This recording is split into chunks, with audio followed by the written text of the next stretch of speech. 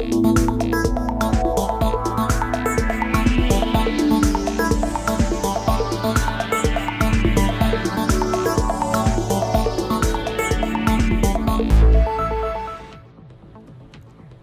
দেখছেন pdnews24.com-এর সন্ধ্যা 6:30টার বিশেষ bulletin flash news.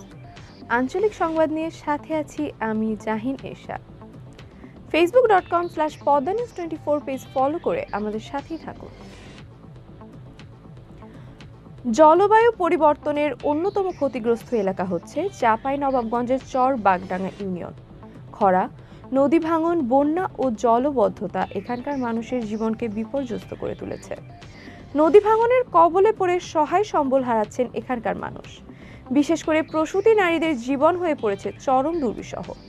চিকিৎসা সমস্যার কারণে বেশিরভাগ প্রসূতি নারী ভুগছেন মানসিক হতাশায়।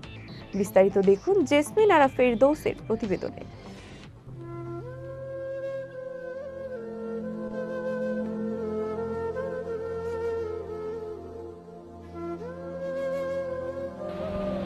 পদ্মার কোলঘেঁষে অবস্থিত চাঁপাইনবাবগঞ্জের চর বাগডাঙ্গা ইউনিয়নের ছোট্ট গ্রাম গোয়ালডুবি। এবছরও পদ্মার ভাঙন থেকে মুক্তি পায়নি গোয়ালডুবিবাসী। বসতভিটা হারিয়েছেন 58টি পরিবার। নদী ভাঙনে সবচেয়ে বেশি ক্ষতিগ্রস্ত হয়েছেন গ্রামের গর্ভবতী ও প্রসূতি মায়েরা। অর্থনৈতিক সমস্যার পাশাপাশি দেখা দিয়েছে নানা রকম শারীরিক ও মানসিক জটিলতা।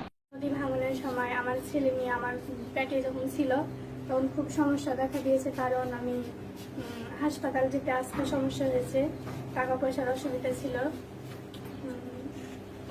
তারপর নদী কাটার সময় হলো একটা চিন্তা ছিল যেরকম এই সময়তে যদি বাচ্চা হয়তো সমস্যা হবে বা থাকা খাওয়ার সমস্যা, মেডিকেল গেলে হয়তো চিকিৎসা করার অসুবিধা, টাকা পয়সার জন্য হয়তো করতে পারবো কিনা এরকম মনে একটা ভয় ছিল। তার জন্য পা ব্যথা করে, কি সমস্যা হয়, পেটে উঠতে বসতে কষ্ট হয়, পিঠ ব্যথা করে, করে। গ্রামে একটি স্বাস্থ্য কেন্দ্র আছে, সেখান থেকেই চিকিৎসা সেবা ও ওষুধ দেওয়া হয় প্রসূতি ও গর্ভবতীদের।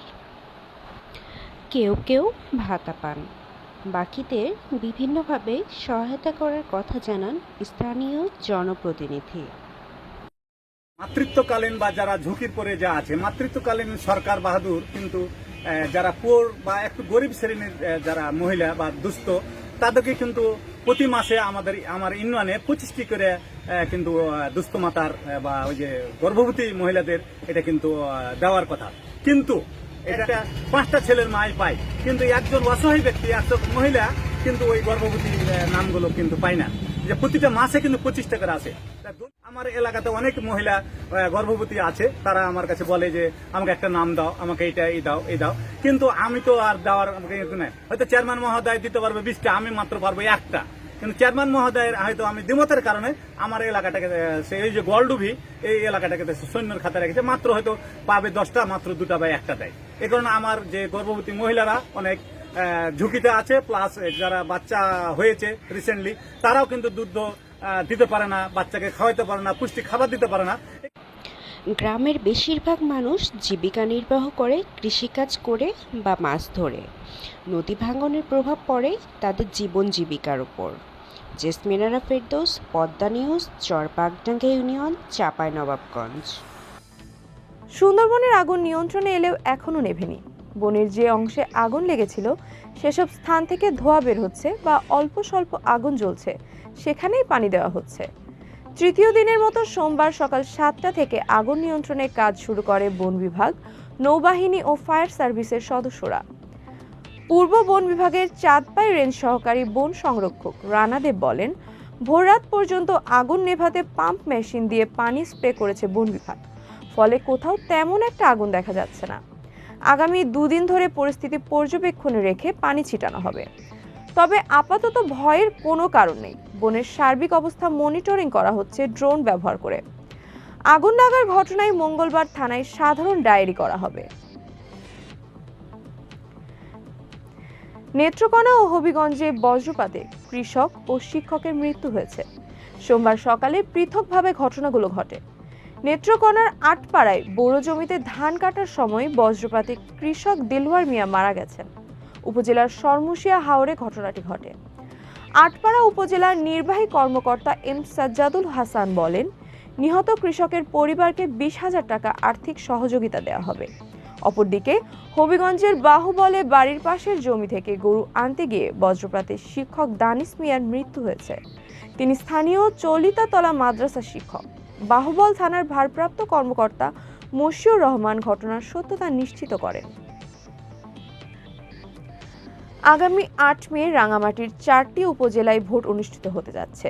সোমবার সকালে দুর্গম জুরাছড়ি ও বরকল 2 উপজেলায় হেলিকপ্টার যোগে বিভিন্ন ভোট কেন্দ্রে নির্বাচনী সরঞ্জাম ও সংশ্লিষ্ট কর্মকর্তাদের কাছে পাঠানো হয়।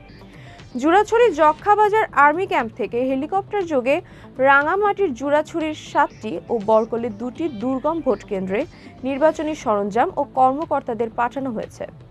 নির্বাচনী অন্যান্য সরঞ্জামের মধ্যে রয়েছে ballot paper, ballot box, stamp pad এবং অমোচনীয় কালি। 8 মে ভোট গ্রহণ ও ফলাফল গণনা শেষে পুনরায় নির্বাচনী কর্মকর্তারা ফিরে আসবেন। রাঙামাটির রিটার্নিং কর্মকর্তা ও সিনিয়র জেলা নির্বাচন অফিসার মনির হোসেন বলেন, প্রথম ধাপে 8 মে 6ষ্ঠ উপজেলা নির্বাচনে 4টি উপজেলায় নির্বাচন অনুষ্ঠিত হতে যাচ্ছে। চুয়াডাঙ্গায় স্ত্রীকে ভিডিও কলে রেখে আনসার সদস্য আরিফুল ইসলাম আত্মহত্যা করেছেন। তিনি দিনাজপুর সদর উপজেলার জয়দেবপুর গ্রামের বাসিন্দা ও চুয়াডাঙ্গা সদর উপজেলার ডিঙ্গেদহে অবস্থিত আনসার ব্যাটালিয়নে সিপাহী হিসেবে কর্মরত ছিলেন। রোববার রাতে ব্যাটালিয়নের পাশেই ভাড়া বাড়িতে ঘটনাটি ঘটে। জেলা কমান্ড্যান্ট সঞ্জয় চৌধুরী বলেন, আরিফুল বৃহস্পতিবার ছুটতে সপরিবারে দিনাজপুরে বাড়িতে গিয়ে রোববার ফেরেন। রাত 9টা পর্যন্ত ব্যাটালিয়নে ছিলেন এবং বাসায় ফিরেন। রাতে বাড়িওয়ালাকে আরিফুলের স্ত্রী ফোন দিয়ে জানান ঘরের মধ্যে তার স্বামী আত্মহত্যা করেছেন।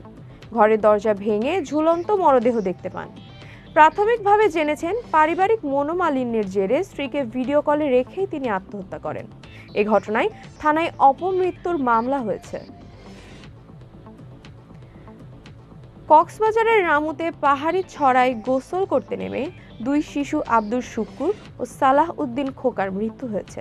সোমবার সকালে উপজেলার চেইন্দা এলাকায় ঘটনাটি ঘটে। স্থানীয় ইউপি সদস্য জাফর আলম বলেন, রোববার রাতে হালকা ও মাঝারি বৃষ্টিপাত হয়েছে। এতে শুকিয়ে যাওয়া পাহাড়ি ছড়ার বিভিন্ন স্থানে সৃষ্ট গর্তে বৃষ্টির পানি জমে। গর্তে জমে থাকা পানিতে 6-7 জন শিশু গোসল করতে নামলে 4 শিশু ডুবে যায়।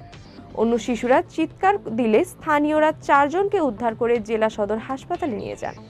কর্তব্যরত চিকিৎসক 2 শিশুকে মৃত ঘোষণা করেন।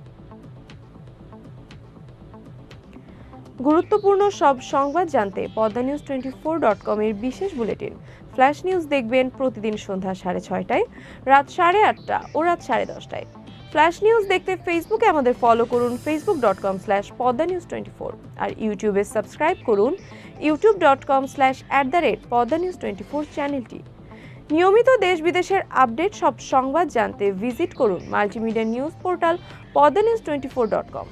পরবর্তী ফ্ল্যাশ নিউজ দেখার আমন্ত্রণ জানিয়ে বিদায় নিচ্ছি আমি জাহিন ঈশা। ভালো থাকুন, সুস্থ থাকুন।